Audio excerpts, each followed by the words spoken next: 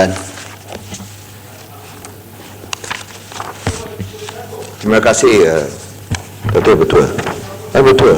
Saya ingin manggu untuk ucapkan terima kasih kepada usul yang dibawakan orang undang-undang yang dibawakan oleh Yang Berhormat Timbalan Menteri tadi.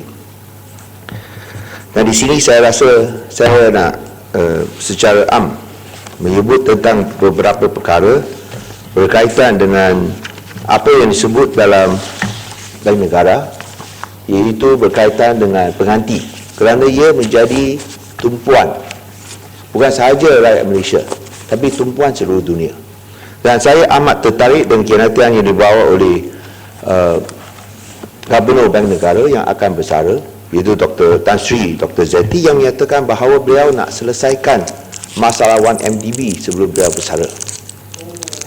Dan di sini, adakah pihak kerajaan akan memberikan kerjasama yang penuh supaya beliau boleh selesaikan masalah 1MDB, supaya apabila pengganti, ini mungkin Yang Berhormat Timbalan Menteri boleh berikan sedikit maklumat lah, siapa pengganti lah. Ada yang cakap mungkin Timbalan Menteri bekas Timbalan Menteri Kewangan, mungkin kawan baik kepada Tuan Yang Ketua, iaitu Datuk Awang Adik, ataupun orang dalaman dalam Bank Negara. Tapi apakah formula yang boleh digunakan untuk selesaikan masalah 1MDB? Kerana tanpa kerjasama daripada pihak kerajaan persekutuan, skandal ataupun masalah 1MDB tidak boleh selesai, dan kita hanya tinggal 2 bulan lagi. Tuan yang betul.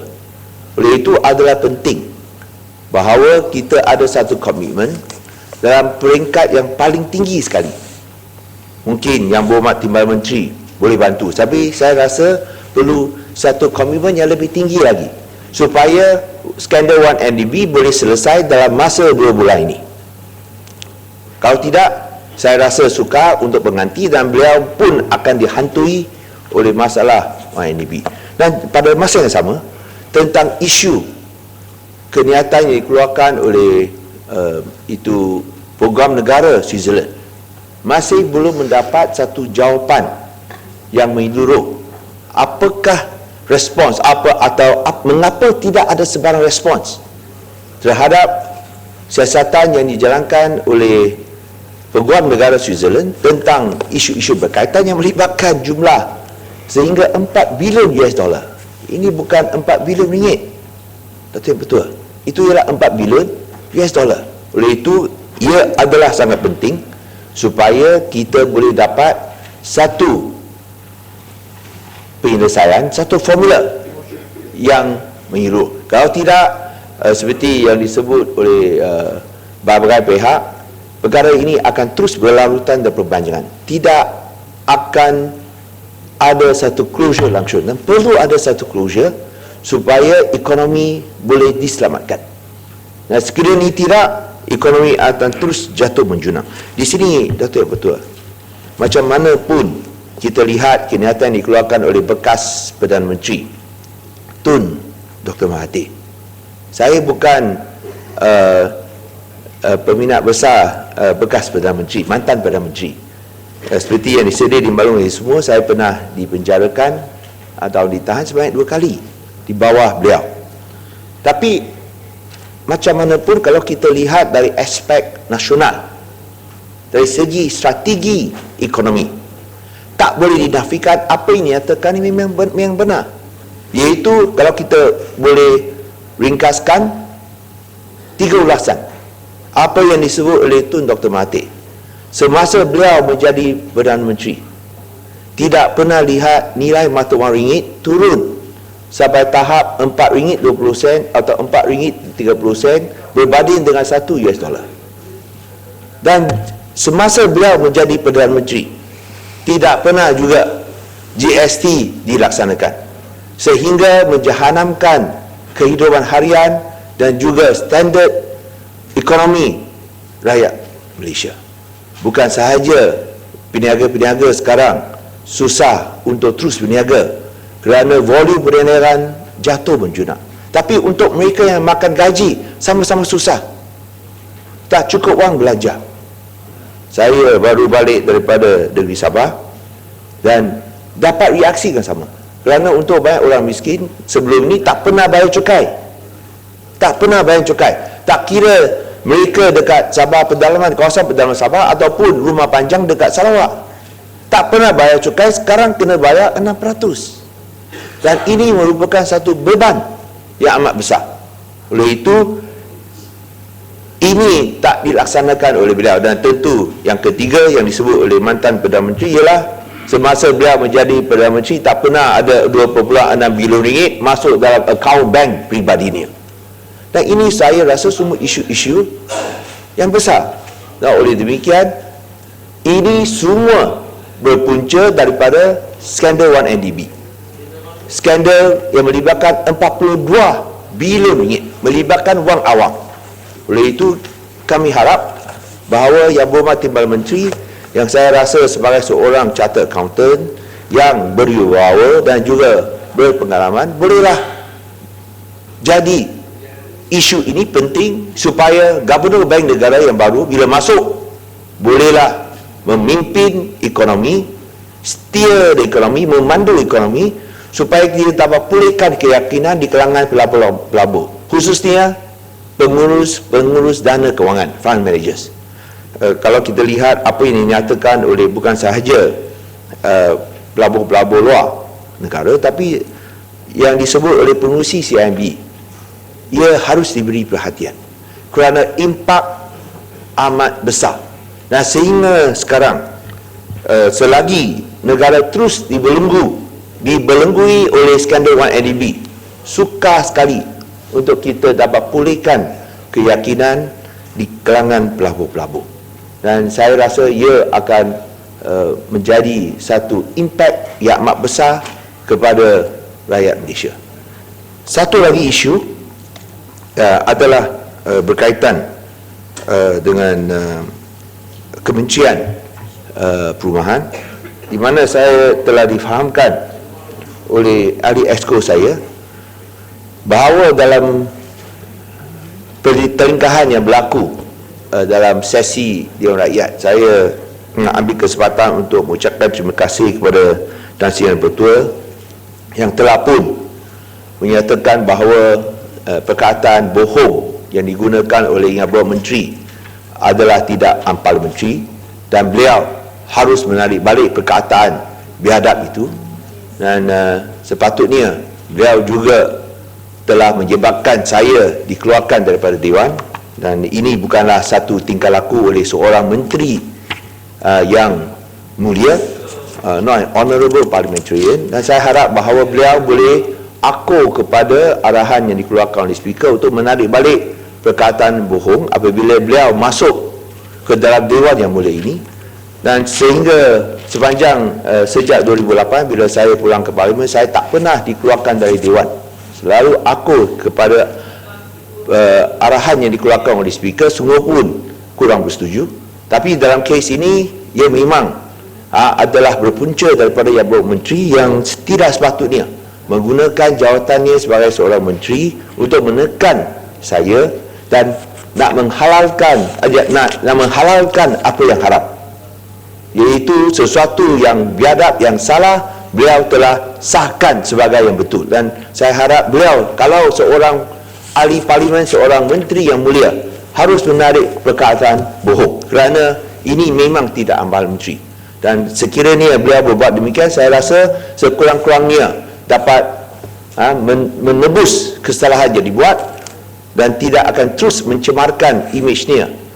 Imejnya tak penting, tapi imej sebagai seorang menteri itu yang penting. Nah, saya hendak tanya di sini, kerana saya dimaklumkan oleh ahli exco perumahan saya yang berbuat Jagdik Singh, iaitu tentang harga rumah kos rendah.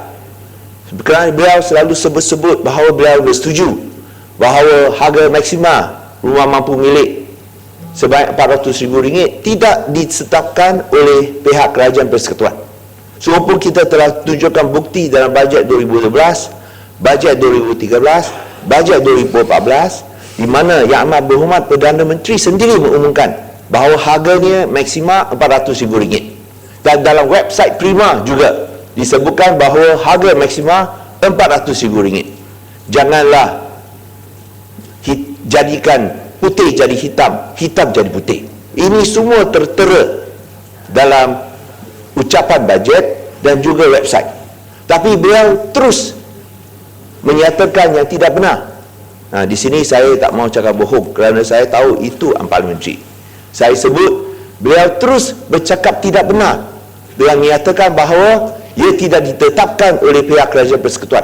Sebaliknya ditetapkan, boleh diputuskan oleh pihak kerajaan negeri. Dan ini saya memang tak faham, kerana kita telah amalkan harga maksimal rumah mampu milik sejak bajet 2012 lagi, iaitu maksimal RM400,000. Tapi tidak semestinya bermakna semua RM400,000, tidak. Tapi sebahagian kecil. Tapi hakikatnya ialah harga maksimal rumah mampu milik adalah RM400,000. Dan ini ditetapkan oleh kerajaan pusat. Kerajaan negeri ikut.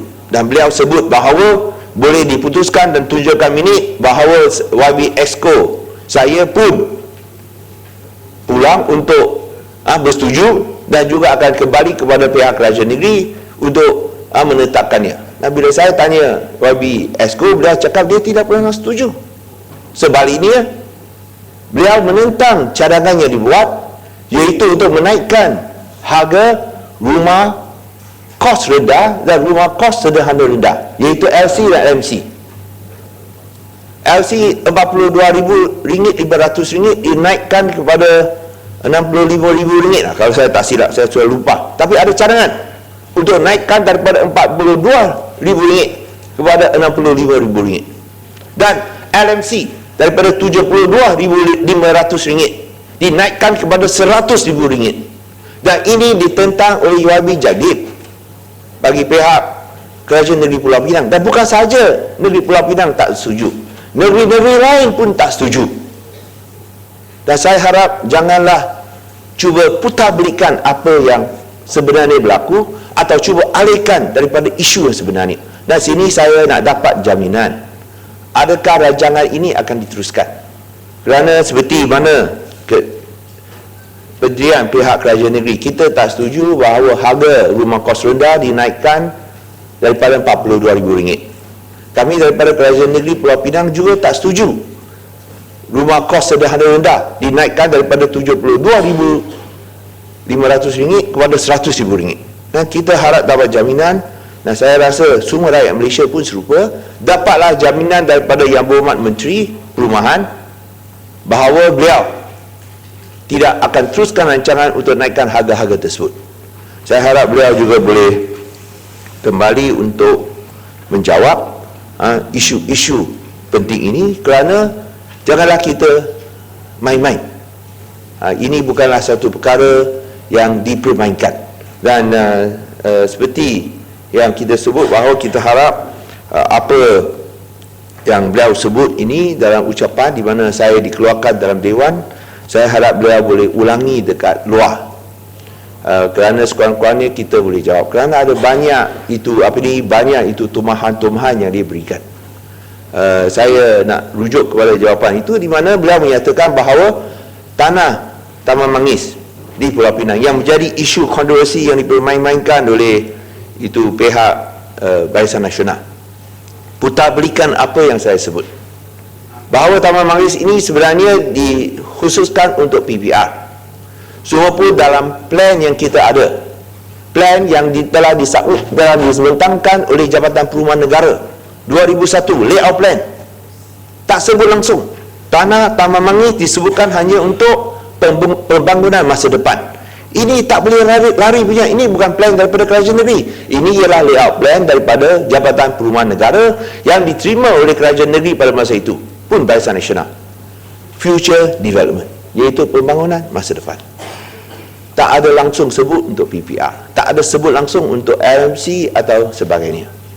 Dan beliau menyatakan bahawa memang tanah ini telah diwatakan untuk PPR ataupun untuk rumah kos rendah. Tak ada langsung. Saya balik, saya semak, saya tanya, cakap tak ada langsung diwatakan untuk LC, iaitu rumah kos rendah ataupun PPR. Tak ada. So mungkin beliau ada maklumat yang saya tak ada. Saya harap beliau boleh tunjukkan. Janganlah cakap kosong. Ya, sekejap lagi. Janganlah cakap kosong. Dan saya rasa mungkin beliau tidak tahu seperti mana Yang Berhormat Jadib telah buat satu kenyataan dan satu laporan polis telah pun dibuat semalam tentang satu criminal defamation, tentu fitnah jahat daripada pihak pemimpin politik Barisan Nasional, bahawa saya telah jualkan tanah untuk orang miskin, untuk bina LC ataupun PPR, rumah kos rendah ataupun PPR untuk komersial. Saya rasa itu satu fitnah dan kita harap Ketua Polis Negara boleh ambil tindakan, boleh buat siasatan tentang laporan polis yang dibuat oleh Yang Berhormat Ria, kerana ini tidak benar bahawa kita jual tanah orang miskin untuk tujuan komersial.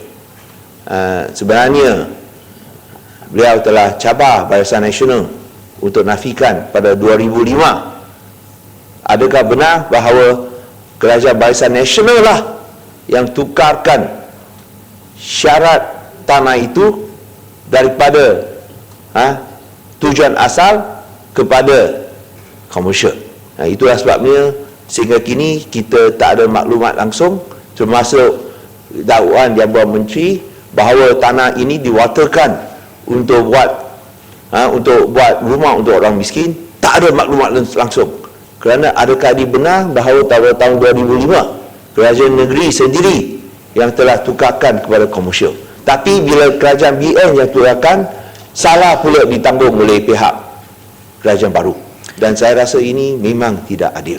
So di sini saya harap bahawa periksalah fakta dengan baik-baik. Janganlah hantam sembrono, buat fitnah jahat supaya nak buat serangan peribadi, nak mengaitkan saya. Tadi ada beberapa tuduhan yang saya rasa bukanlah sesuatu yang elok. Kalau nak serang pun serang berdasarkan fakta.